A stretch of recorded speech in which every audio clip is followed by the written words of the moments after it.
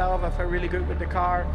And yeah, also basically it was the same in the race. A generic model to reveal its latest branding. There was more blue than usual.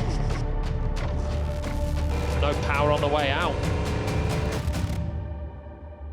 And we want to make sure we're doing everything we can to stick to the regulation.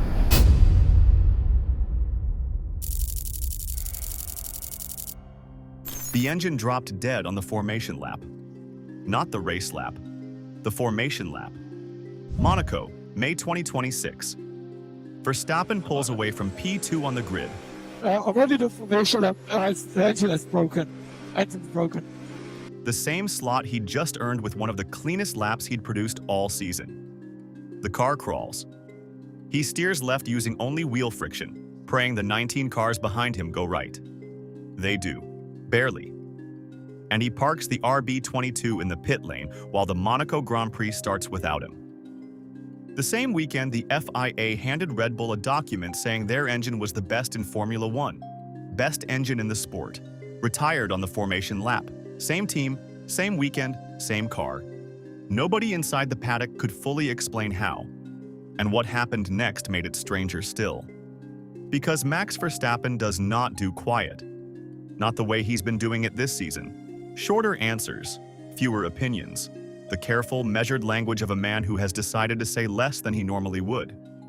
People who've spent time around the team recently have noticed it. And in Formula One, when Verstappen goes quiet at the exact moment the questions get biggest, it usually means something important is being managed in the background. On a Thursday morning in Barcelona, someone asked him about the FIA's verdict. He said, "We are proud, but just a bit confused with suddenly being portrayed as the best, because we don't feel like that. Confused from this driver in this season." And according to people close to the situation, the confusion is entirely justified. The verdict didn't just hand Red Bull a title nobody asked for. It closed a door the team may desperately need open, while handing the keys to every rival. The development freeze is real, the chassis problems are real, and underneath it all is a decision made at the end of last season that is now costing them in ways nobody fully anticipated. This is that story. The FIA distributed the ADUO rankings on Monaco Grand Prix race day. While Verstappen was watching from the pit wall, engine dead, race over, a document was circulating telling every team in Formula One that Red Bull's internal combustion engine was the best in the sport. It didn't feel like good news arriving. It felt like a verdict landing on people already having the worst possible day. According to sources familiar with how the document was received, the reaction from rival engineers wasn't surprise. It was confusion, because on that same afternoon, Mercedes had just won their 5th race from 5 starts without Red Bull finishing on the podium once. The Additional Development and Upgrade Opportunities Program, ADUO, was designed to stop the 2026 regulations from splitting the field. If your engine falls more than 2% behind the benchmark, you receive a development token. Fall more than 4% back, you receive 2. Red Bull was classified as the benchmark, not the team with 5 wins, the team with 0, the team whose driver had just watched 19 cars drive past him on a formation lap. And because ADUO measures only the internal combustion engine, not battery deployment, not the electrical architecture that determines how stored energy gets released at corner exit, the ruling captured one slice of performance and missed the part that actually decides Sundays. The 2026 regulations run on a near 50-50 combustion to electrical split. According to people familiar with the FIA's methodology, the gap between what the ICE index records and what actually produces lap time is significant enough that several teams have already raised it privately. George Russell confirmed it in Barcelona. The ADUO outcome aligned with what Mercedes had already suspected. What the results have been saying every Sunday since March is that Mercedes' electrical architecture is in a different category. Antonelli's deployment strategy is something sources familiar with rival technical departments say nobody is currently matching. Red Bull's engine beat that system on one measurement. On every other measurement this season, it hasn't come close. In the Barcelona garage on Friday afternoon, Verstappen climbed out of the RB22 and stood in the heat, arms crossed, staring at the data screens. The car had felt wrong in a way he couldn't immediately name. The engineers clustered. Nobody said much. That silence is the story of this season. Red Bull has formally challenged the ruling, but here's what doesn't change regardless of what that review concludes. The chassis, go back to China, sprint weekend March. Verstappen qualifies 8th behind an Alpine, drops to 20th off the line. When he finally gets clear air, he doesn't push. He manages. His description, just uncontrollable. not slow, uncontrollable. From a driver who took a car the entire paddock called undrivable in 2024 and won races in it anyway. Bernie Collins, speaking to Sky Sports F1, was direct. Verstappen has been raising the same gear shift complaint for years, through the RB20, the RB21, and now the RB22. Collins's assessment is that the RBPT Ford engine has made it worse. The torque characteristics of a brand new power unit amplifying an instability Red Bull's engineers have never fully resolved. Jacques Villeneuve put it plainly: Verstappen isn't driving the RB22, he's reacting to it. A champion who extracts versus a champion who survives. Laurent Mekies has been honest in the careful way team principals are when the news isn't good. Red Bull made a deliberate decision in the second half of 2025 to keep developing the RB21 rather than redirect toward 2026. Verstappen came back from 102 points down on Piastri to stand on the Abu Dhabi grid with a genuine chance to win. He lost by 2 points. The 2026 car paid for every week that went into that comeback. Australia was the first public signal. Verstappen described the gap to Mercedes as half car, half engine. China removed the optimism. Japan was 8th. Canada brought a podium Verstappen described as a little bit of a surprise. A 4-time world champion, calling a podium surprising. Monaco ended before it started. 5 races, 1 podium, 1 DNF, 7th in the championship, 113 points from the lead. Antonelli isn't waiting. 156 points, 5 wins, 19 years old. According to people familiar with conversations inside Mercedes, the mood after Monaco wasn't relief. It was something quieter. The mood of a team whose biggest threat right now is the remote possibility that Red Bull solve the RB22 before the summer break. Because if they do, the engine the FIA just called the best in Formula 1 might actually start performing like it. And that thought, more than any result so far this season, is the one keeping people at Mercedes up at night. 17 races remain, and in most seasons that number means something. Verstappen proved it last year, but most seasons don't have Kimi Antonelli. 19 years old, 5 wins from 6 starts. A driver who, according to people who've watched him operate inside the Mercedes garage this year, doesn't appear to process pressure the way most drivers do. He doesn't tighten, he doesn't make the small errors that compound over a long season. He just keeps producing Sundays that look identical to the last one, controlled, clean, and completely devastating. And the gap isn't just points, it's structural. Red Bull's development program is frozen at precisely the moment their rivals are being handed tools to improve. The chassis problems haven't been solved by 5 races of data. And according to people familiar with the review process, even a favorable ADUO outcome changes the token situation, but doesn't change the car Verstappen climbs into next Sunday. There is a version of this season where the RB22 comes together, the ruling gets revised, Verstappen finds whatever that car needs from him. Nobody inside Red Bull will say that version is impossible, and nobody outside it will say it's likely. Drop that in the comments. Do you think Red Bull solved the RB22 before Antonelli makes this championship unreachable? Or is 2026 already decided, and we're just watching the confirmation play out, one Sunday at a time?